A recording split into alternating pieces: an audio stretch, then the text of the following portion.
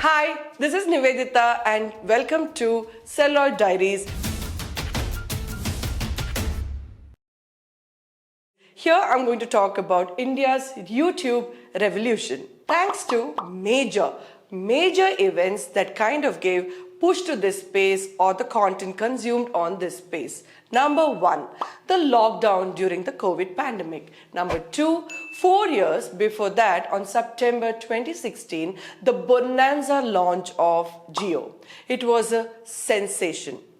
Users were offered 4 gigabytes of data free per day. Thanks to this revolution that now in India, every city, town and villages have internet access and is one of the top data consumer in the whole world.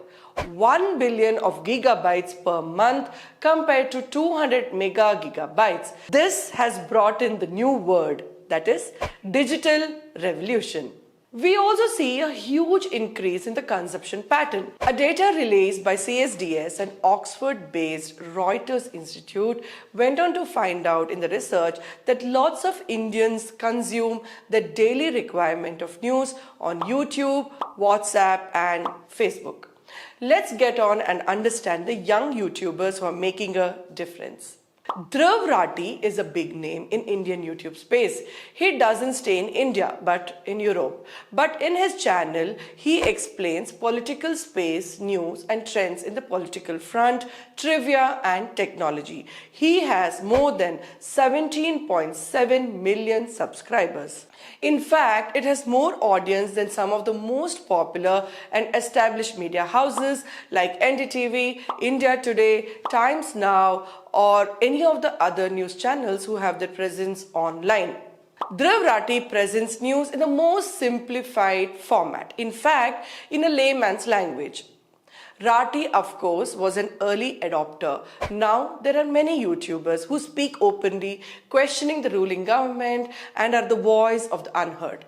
There are many YouTubers who do content not only with a political bent but also in entertainment, current affairs, food, music or just talk about technology and trends. There is Abhi and you who talk about climatic change. They in fact started as travel vloggers and now have nearly 5 million subscribers.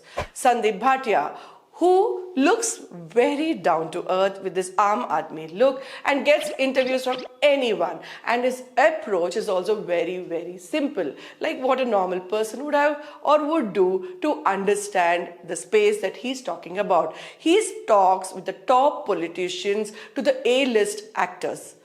Also, it's very interesting to see the new trend where many journalists who were once part of the mainstream news channels have opted out and have adopted the new space, that is the digital space or the YouTube space compared to the mainstream media. Many feel it's compressed news or compromised news that is being presented and shared on the mainstream, whereas here they can talk out what they want or what people want to hear or the other side of the coin. They say it's very one-sided as these channels are largely owned by people who give their business interests or who have their vested interest in their business. They also go on to say that there were many story ideas which would not even make to the discussion rooms, and featuring that angle would be a far cry. Many of them felt suffocated and as if they were pushed on being one side of the coin and being biased and presenting the news one-sided. And many such journalists have quit this space and started their own YouTube channels. One such example that I can share is of a YouTube journalist who spoke daringly and featured the protest which was being done by the Women Olympic winner wrestlers who had accused former National Federation chief Brij Bhushan Sharan Singh for allegedly sexual harassment. And this man who was accused was a man from the governing government, BJP. But this news was totally not covered and no one knew if not for social media.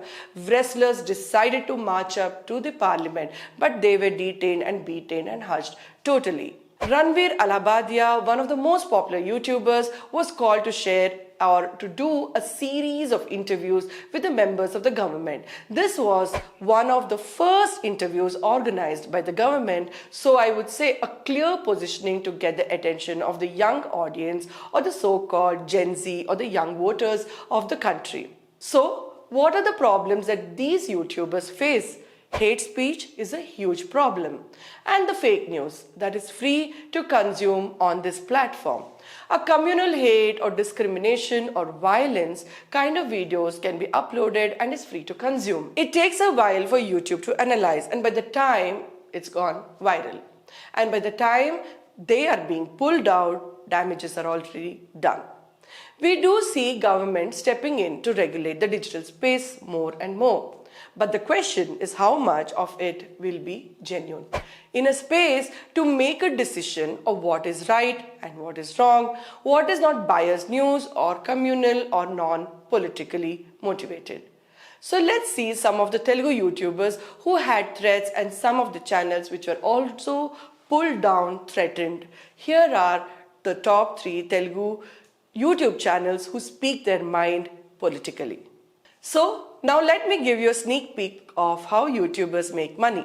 The ads that you see below, in between or as a scroll ad, is what generates money for them. If your videos are really doing good, then you might get sponsors who put their branding in your show and reach out to the viewers directly. Anyway, to conclude, just a thought, do you think there is a serious problem on what is being told in mainstream media? Do you think that independent journalists or citizens are taking up this platform to reach out and tell the facts that are not being covered by the mainstream media? There is something lacking definitely, and the reason people are moving to alternate media and getting the information.